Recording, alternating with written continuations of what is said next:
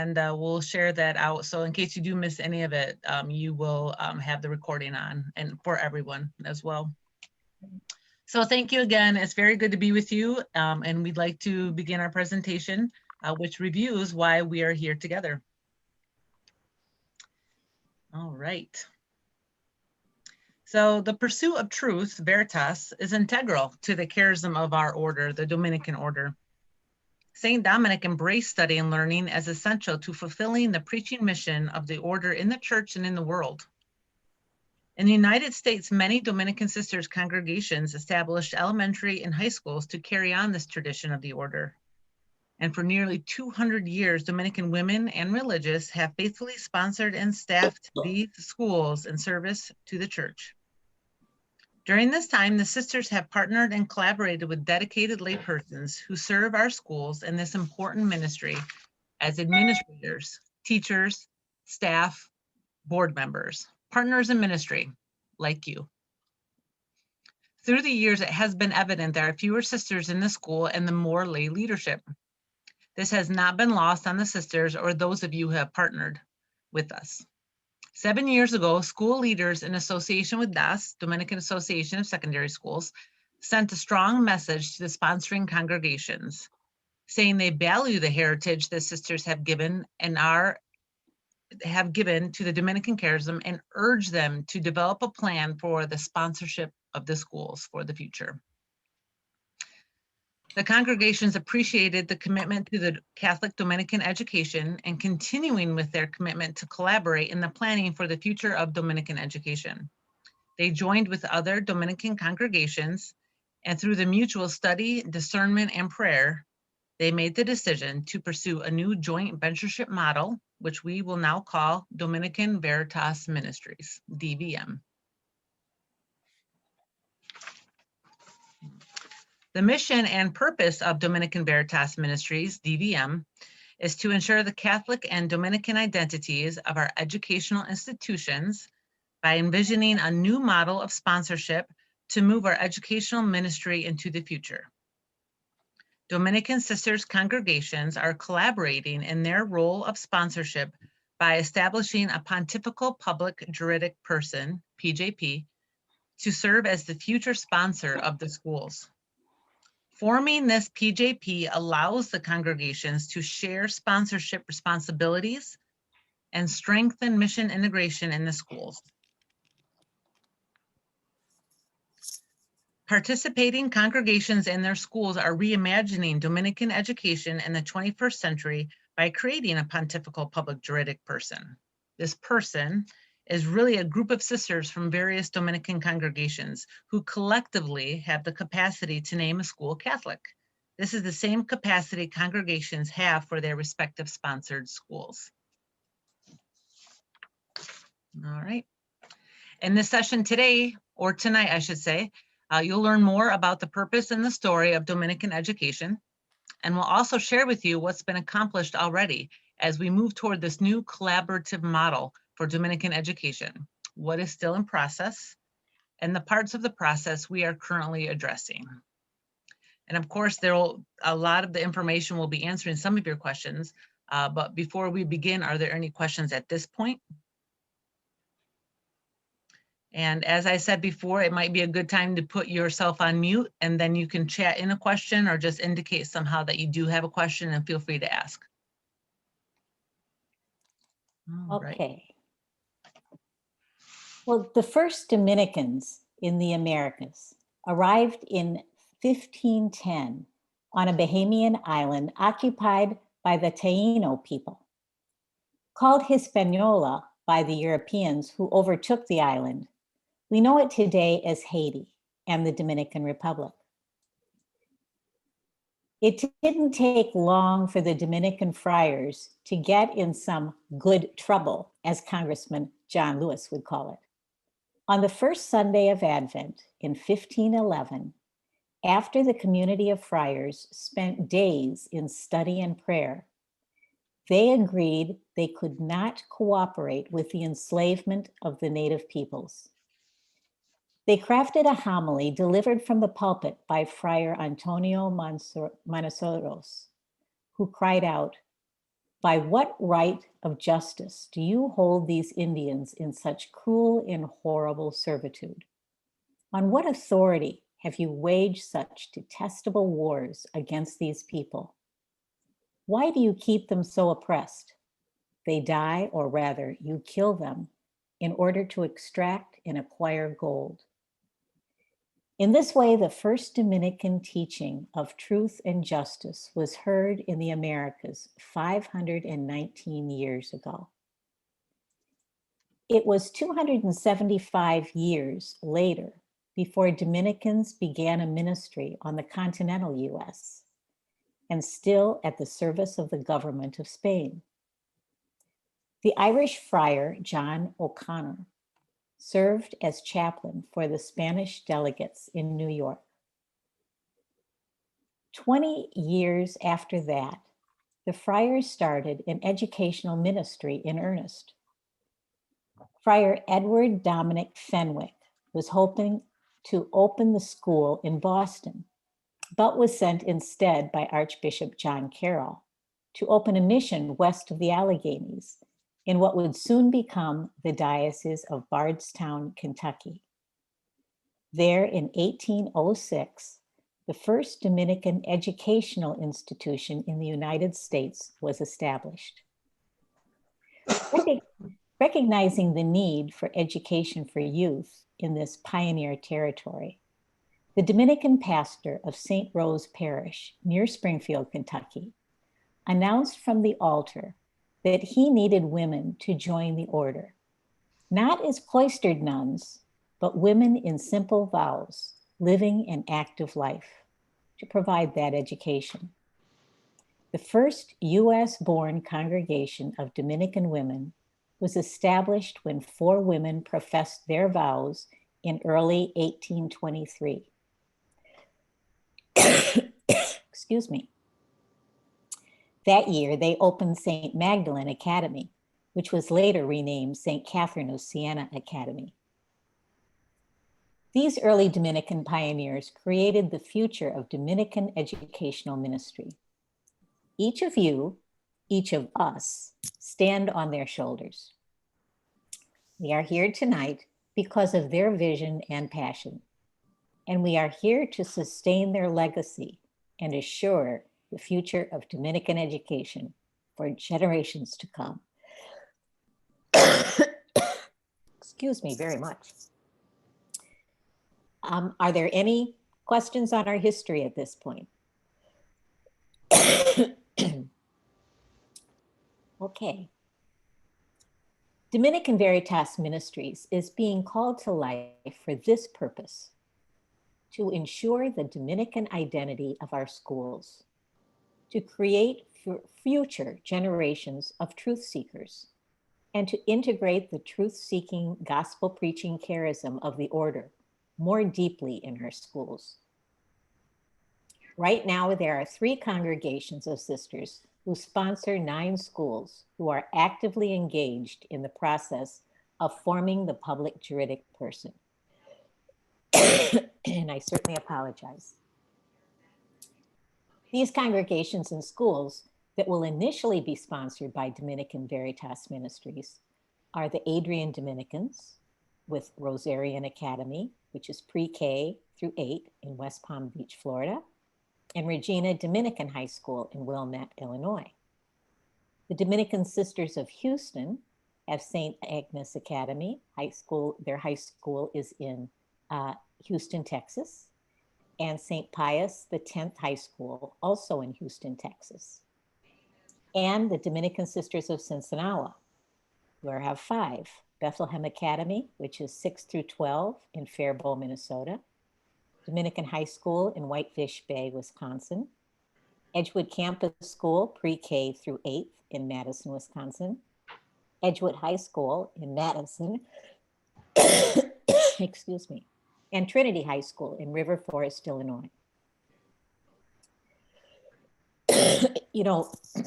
Excuse me. In addition, 4 Dominican congregations are interested in joining the PJP at a later date, and those include your schools: Dominican Sisters of Mission San Jose, Dominican Sisters of Peace, Dominican Academy, Dominican Sisters of Sparkill, and the Dominican Sisters of Springfield. So you are among us. You will become affiliates of Dominican Veritas Ministries. You will retain your current sponsoring organization and at the same time benefit from the Dominican charism initiatives of Dominican Veritas Ministries. Our outreach to you in these sessions is to get your input on programs that you would like to see offered. The transition to forming Dominican Veritas Ministries is led by a task force, including a project manager, Rita Cudarelli, who could not be with us this evening, and Sister Kathleen Ann Tate, who you do probably know, along with their legal and canonical advisors, Sister Peggy Martin, OP, and Larry Singer, a lawyer. The task force includes representatives of the 9 congregations in the process. You will have time for more questions, but are there any at this point?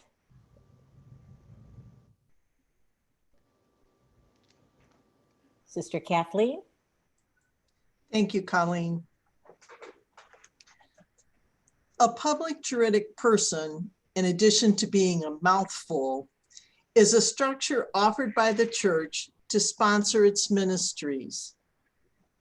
The PJP is given the authority by the church to recognize a sponsored school as Catholic. We mentioned this to you currently. That's the role now of the sponsoring congregations. You can claim to be Catholic because the Dominican Sisters of Mission San Jose, Peace, Sparkill, or Springfield attest to your Catholicity and name you as a Catholic school. We create this canonical or church structure to provide a collaborative way to sponsor and govern our schools, to offer programs and services that strengthen the Dominican character of our schools, and help integrate the Dominican mission of preaching the gospel of truth. So what has happened thus far? The Dominican Veritas Task Force, which has been meeting monthly for the last 2 years, and we have facilitated approval of statutes and bylaws by the congregations who are participating. We've also secured the services of a canon and civil lawyer. You saw the pictures of Peggy Martin and Larry Singer just a minute ago. And we've met with the bishop in whose diocese the schools are located. We've developed financial and communication plans to facilitate the opening of the Dominican Veritas Sponsorship Office. And this meeting is part of those plans. Now, just because we thought you might be curious, here's a list of those dioceses where the DVM and affiliate schools are located. So once COVID is over and you're ready to travel, you have plenty places across the United States to visit. Your school will not initially be under the governance of Dominican Veritas Ministries, and maybe you won't be at all. However, I'd like to take a few minutes to give you an idea of the broader structure. And for those of you who will be coming into DVM in a year or two, this will also give you a preview. You may have reviewed this information in the packet you received, but the overall structure of Dominican Veritas Ministries is in the bottom left-hand corner of this slide. The pontifical public juridic person is represented in this orange oval. This group holds the reserved powers for the sponsored institutions within Dominican Veritas Ministries. This is the member board, similar to the member board your sponsoring congregation now has. This is Dominican Veritas Ministries. The member board will operate through a nonprofit corporation And you guessed it, it's Dominican Veritas Ministries Incorporated. And Dominican schools entering now into the DVM will have a common canonical sponsor, which is Dominican Veritas Ministries. However, those schools will remain separate civil corporations with their own local school boards, just like you are now. This is where the DVM nonprofit corporation is located or housed. It does include the member board, which holds reserved powers connected to charism and Catholicity. It also includes a trustee board, which is responsible for the oversight of the Dominican Veritas Sponsorship Office and the schools sponsored by DVM. That board has legal and financial oversight, as well as programming for the Catholicity and charism of the schools. Now, by oversight, we do not mean usurping the roles of the school boards or meddling in the daily business of the school.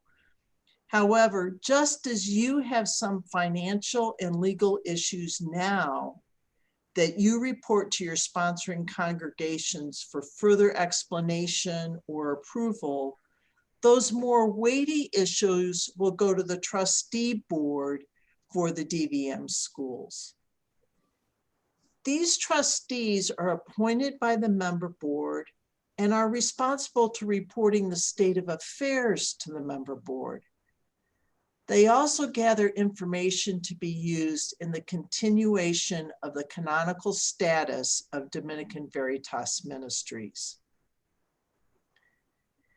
This grouping also includes the Dominican Veritas Ministries Sponsorship Office, which provides direct contact with the schools and provides services primarily around mission integration. The office also serves the member and trustee board. And this will be your contact as an affiliate school of Dominican Veritas Ministries. The heart of the whole structure is the individual schools. You and our continuation of Dominican education is at the heart of all of this planning. The schools will have their own board of directors, officially appointed by Dominican Veritas Ministries, but they will be the people, your board of directors, who manage basically what they do now, the on-site management of the schools in conjunction with the school leaders. The influence of Dominican Veritas Ministries relates primarily with the Catholicity and Dominican charism within the schools. Now, again, as we mentioned early on, you are part of the congregational schools who will become affiliates of Dominican Veritas Ministries. You will retain your current sponsoring congregation and at the same time benefit from the Dominican charism initiatives of Dominican Veritas Ministries and other school gatherings they may sponsor. Your contact again will primarily be the DVM office, and everything else remains the same for you right now. Any questions about that structure before I leave this section?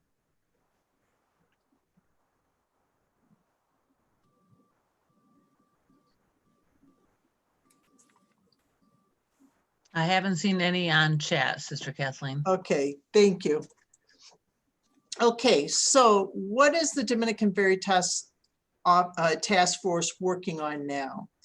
We're finalizing financial plans for the whole operation. We're also spending time planning the Dominican Veritas Sponsorship Office, looking at the responsibilities the office will have and gathering input from the schools about sponsorship activities that they want. Again, that's the input we're looking for from you. We're collaborating with the DVM schools on needed bylaw changes. Most of your bylaws would stay the same, but it's just who's the sponsoring congregation, and that changes in DVM schools. We're also going to create the legal corporation for DVM. And right now we're finalizing and submitting documentation to the Vatican, and we hope to do that this spring. So we'll submit the official application to become a public juridic person probably in May. But Rome doesn't move in a day. And chances are the actual PJP will not be set up until 2022 or 2023. It just depends on how much back and forth there'll be between the Vatican and our committee to provide the information. What are our future steps? We are establishing the Dominican Veritas Ministry Office in the fall of 2022.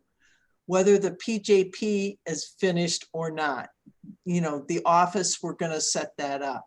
And so we're in the process of looking at hiring personnel for the office and selecting members for the Board of Trustees. At this time, we'll pause for any other questions.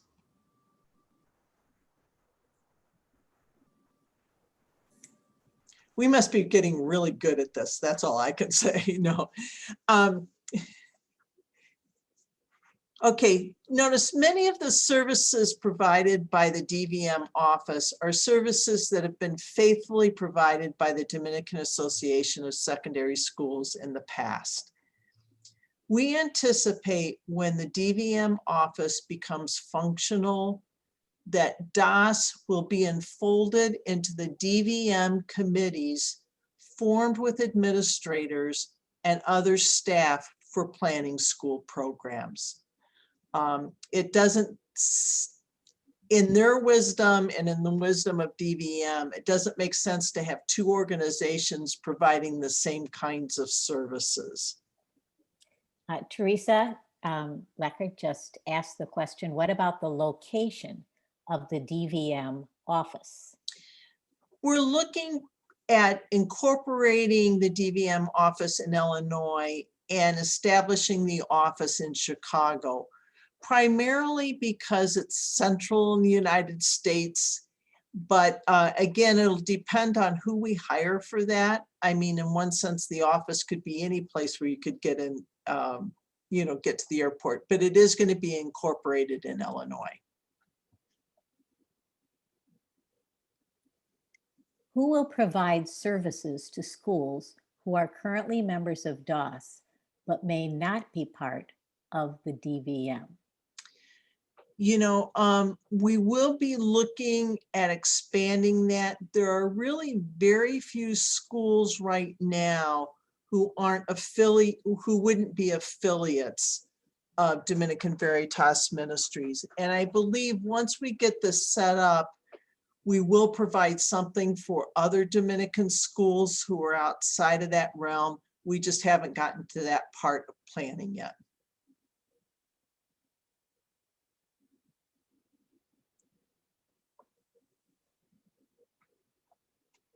Because of this, the development of the DVM, and if DOS does roll into parts of the DVM, we do not want to leave any Dominican school out there on their own. So they would all be invited to become at least an affiliate. Correct.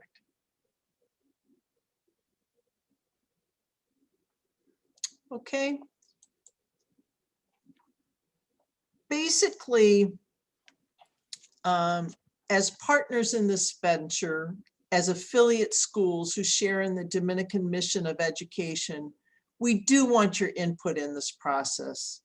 This introductory session has given you a lot of information and much to ponder. And we have recorded it and we'll send it to you. Feel free to share it with other members on your administrative team or your board of directors if and when you feel that that's appropriate. We do ask you to fill out a survey that you will receive following this meeting. It will help direct our future planning and meetings with you. And we will have follow-up sessions with you to process the information you provide us and that information we receive from others regarding the services of the office.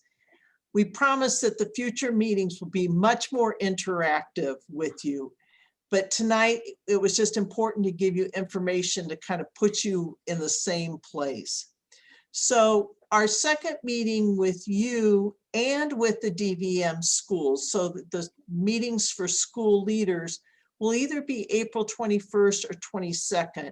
We're going to offer 2 sessions like we did this time, so whichever one fits better into your schedule. But if you can kind of pencil those in on your calendar now, that would be great.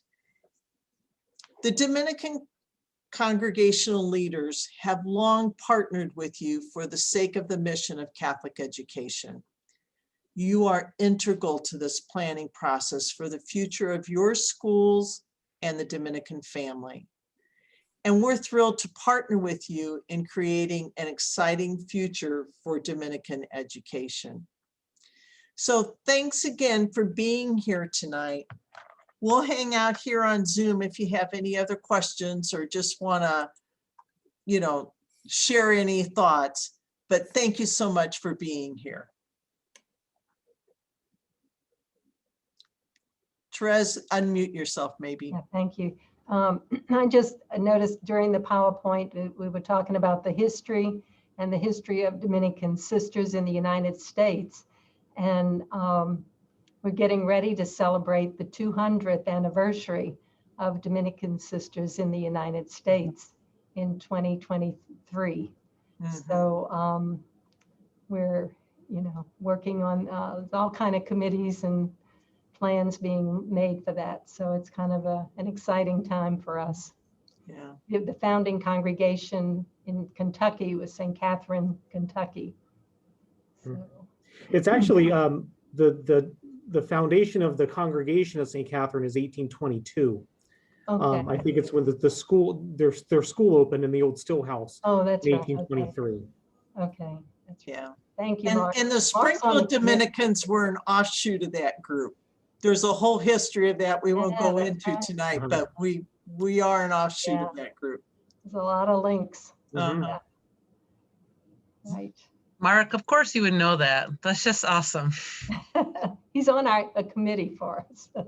Ah, okay. One of the planning committees. So was this really as clear as mud tonight, or was it somewhat familiar because you've heard some of it before? Sister, can I ask you, is there a timeline you have in mind? You want to stand up the DVM office in the fall, and then what is the timeline for integration with DOS after that? I'm hoping, since we have 18 months before that starts, that in the fall it'll be ready to start providing services.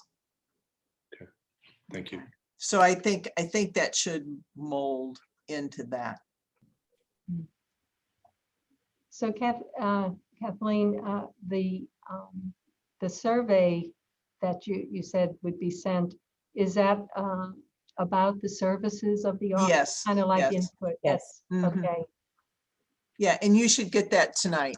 So we'll send that out. Okay, great. And these services will not replace the staff services that are already being done in your schools, but we want to be able to use best practices together and share resources and more ideas sharing and in that way. But it won't be providing staff to come, but working with your staff. Mhm. Mhm. And just as, DOS has gathered leaders in the past, I'm sure things like that will happen with DVM also, because it's the support that you give each other that has been, that's really been what strengthened Dominican education across the United States, because DOS happened because of the schools, so we don't want to do anything to hinder that, for sure. And it's also what the Dominican congregations are doing. We have been working together through the Dominican Alliance and the Dominican Leadership Conference. For years, we've been collaborating, but we've been very independent in our sponsorship of schools. So this is a collaborative venture that is new to all of us and exciting. Yes. And, you know, in some ways I had forgotten that DAS was really the originator of the idea of forming a public juridic person to be the sponsor of all the Dominican schools, you know, or the ones that would choose to be part of it. Well, I don't know that they determined the PJP or anything like that, but I think they saw early on that we needed to do something different with sponsorship, and Yeah. they knew that that wasn't their role, but they had to push other people to do it. So Mhm. they did. Yes. Are the bylaws available to affiliate schools such as mine? Because I know that one of the concerns is that we have to adapt our bylaws to, I believe, line up with the new DVM bylaws. Again, maybe I don't fully understand it, but it would be helpful for us to know what we're trying to line up with. Right.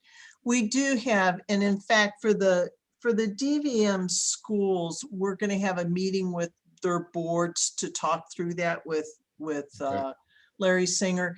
And I would say if that's something that, Therese, that with your schools, you're somewhat, you know, you're working on, if you'd want them to participate in that Sure. one, that's fine. Right. It's just that you won't have to have that accomplished as early as the other schools do. I So. got it. I'm not looking to add extra things to my plate, but we have to go through. That might be helpful, actually. Right. You It know, would, for it us. would be probably But, at the same time to be looking at them. yeah. Again, thanks.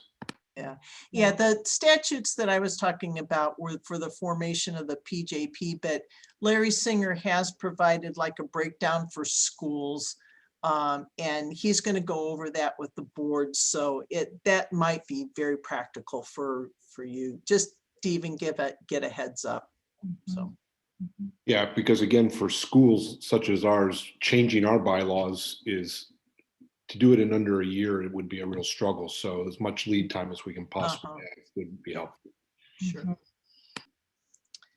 Yes, and I think it would be helpful for the others. You know, I know we have another school that's revising their bylaws, and we said, well, why not, you know, try to begin to think about what would be required for the DVM, you know, reserve powers, and, you know, to have them more in sync, you know. So when you're revising bylaws, you might as well Might as well. think to the future. Cincinnati has been doing that for last year or so. So Yes. it's a good process to be in. Unfortunately, a lot of schools just think, oh, they're there, you know, we don't really need to do Right. it, but yeah, stay on top of it. So, well, thank you again for being right. with us. Yes. You know, feel free to contact any of us if you have future questions, and we look forward to seeing you the third week of April then. April. All right. Thank you. Okay, take care. Take Good night. care. Okay, thank you. Bye-bye. Thank Therese you. and Tom, I'll see you tomorrow. I'll see you tomorrow, Mark.